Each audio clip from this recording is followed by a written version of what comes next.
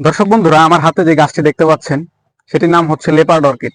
লেপার্ডের মতো এই অর্কিডের ফুলের কালার হয়ে থাকে। আর সবচেয়ে আজব ব্যাপার হলো এই গাছে কোনো মাটি নেই, কোনো মিডিয়া প্রস্তুত করা নেই, অথবা কোনো কোকোপিটও নেই। অন্যান্য অর্কিড যেখানে কোকোপিট অথবা অন্যান্য গাছে ঝুলিয়ে দিতে হয়, সেখান থেকে খাদ্য গ্রহণ করে বেঁচে থাকে। আর এই গাছটিতে কোনো মাটি বা কোনো গাছ অথবা কোনো মিডিয়া ছাড়াই এই গাছটি বেঁচে থাকতে পারে। বাতাস থেকে এই গাছটি তার খাদ্য নিয়ে নেয় এবং মাঝে মধ্যে পানি স্প্রে করলে এই গাছটি বছরে 3-4 বার করে ফুল দেয়। অনেকে প্রশ্ন করতে পারেন এই গাছটি আসলে লেপার্ড অর্কিড হয় কিভাবে, এই গাছটির আসল নামই বাকি। এই গাছটির ফুল হচ্ছে দেখতে লেপার্ডের কালার, তাই আমি এটাকে সুন্দর করে লেপার্ড অর্কিড নাম বলি।